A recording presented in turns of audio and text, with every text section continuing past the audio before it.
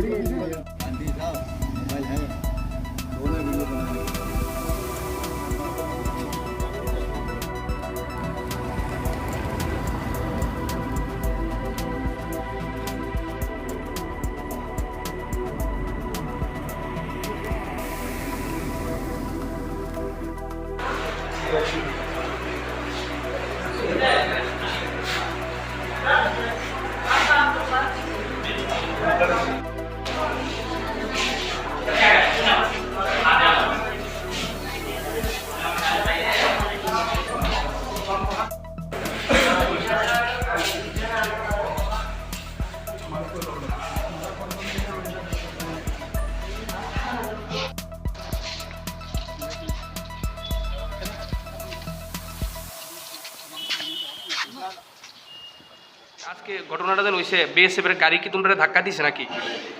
ধাক্কাটার জনের হ্যাঁ তোমরা কোন দিকে যাইতেছিলা? ওই আমবাসা যাইতেছিলা? আমরা ওই মাইগ্রেশন বানানোর জন্য আগরতলা গেছিলাম। হ্যাঁ, এটার বন্ধ কয়া শুনছি আমরা ফিরবার সময় এর লগে লাগছে। তোমরা বাইক দিয়ে যাইতেছিলা? হ্যাঁ, বাইক দিয়ে ফিরছে আর কি আমরা বাড়ি। গাড়িটা কি তোমরা ধাক্কা দিছে নাকি? ধাক্কা দিছে মানে কইতে পারে না, হঠাৎ যখন মনে কিছু নাই। মানে গাড়িটার সঙ্গে লাগছে নি তোমরা বাইক? হ্যাঁ হ্যাঁ লাগছে পিছনের লাগছে মনে হয় গাড়িটার। বাইকের নাম্বারটা কত? 5551। ওই যে মারা গেছে কি তোমার পিছনে আসছিল? হ্যাঁ হ্যাঁ তুমি রাইড করতেছিলা? হ্যাঁ হ্যাঁ। ঘটনাটা যখন হইছে তখন মানে গাড়িটার তোমরা সামনে আসছিল? হ্যাঁ হ্যাঁ। কি বাইক আসলো এটা? RTR Apache. নাম্বারটা কোন? 5551। আগে কিটা? আগে TR04। হ্যাঁ TR04। তারা তো কইতেছে যে বিএসএফ এর, তারা কইতেছে তোমরা নাকি নিজে নিজে পড়ে গেছো। কি করবে ব্যাপারটা? নিজে নিজে পড়লো না, কেমনে পড়লো? নিজে নিজে পড়লো না। তারা ওই বাড়ি দিছে, তারা গাড়িটাই বাড়ি দিছে না, আমরা পিছলাইয়া হেরের গাড়ি দিয়ে লাগছে আর কি। ও পিছলাইয়া তোমরা স্লিপ করে তারা গাড়িতে গিয়ে বাড়ি খাইছো? ও আচ্ছা আচ্ছা আচ্ছা। তোমার নাম? বলরাম বলছি। এই जो ना ये तो ऐसे था, ये पूरा हमारी गाड़ी आ रही है, पूरा के मोड़ चल जाएगा, ये ऐसे साइड में गिर गया। वो तो लोकल बोल रहे हैं कि आपकी गाड़ी धक्का दिया उसको। अभी उसका हल क्या है? हाल तो डॉक्टर से पूछो ना। आप लोग तो लेके आया ना यहाँ पर हॉस्पिटल? हम तो हेल्प करी है उसकी, हाँ, हम तो हेल्प करी है। वो अभी जिंदा है या मर गया? तो डॉक्टर साहब बताएगा। आपका कौन सा वाला व्हीकल था? आपका कौन सा वाला व्हीकल था? व्हीकल? हाँ, कौन सा गाड़ी था? गाड़ी क्या नाम है इसका? गाड़ी का नंबर कुछ? नंबर यहाँ पे अभी भी जाके आया, PSI वगैरह वहीं जाके आया। तो जाके हम अच्छा, कौन सी जगह पे घटना हुआ है? जगह का नाम हमको भी नहीं पता, हम तो यहाँ के तो नहीं। कौन सा बटालियन का गाड़ी है? गाड़ी तो हमारा आप लोग वहाँ चलो ना, वहाँ जाके पता लग जाएगा आप लोगों को। ना बटालियन कौन सा है?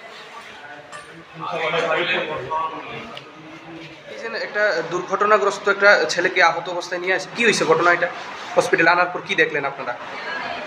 আমি সকালবেলায় ডিউটিতে আসিয়াছিলাম, আসার পরে বিএসএফ জওয়ান আমাকে এসে তথ্য প্রদান করিলেন যে একটা যুবক রাস্তাতে পিছলাইয়া গিয়া আহত হইয়াছে, বাইক থেকে ছিটকাইয়া গিয়াছিল যুবকটি। এরপরে তারা আমাকে গাড়ির ভিতরে গিয়েই আমাকে পরীক্ষা নিরীক্ষা করার জন্য অনুরোধ করিয়াছিলেন। মানে ওই বডিটা কি তাদের গাড়িতে ছিল? তাদের গাড়ির ভিতরে ছিল, বিএসএফ দের গাড়ির ভিতরে ছিল। তখন আমি গাড়ির ভিতরে গিয়ে দেখলাম তার শরীরে কোনো নারীর স্পন্দন নাই। বুক পরীক্ষা করার পর আমি স্পষ্টতর জানিতে পারিলাম যে তার হৃদধ্বনি নাই। এরপরে আমি কেন্দ্রীয় স্নায়ুতন্ত্রের পরীক্ষা নিরীক্ষা করিয়েছিলাম যে তার চোখের যে তারা বিস্ফারিত এবং স্থির হয়ে গিয়েছে।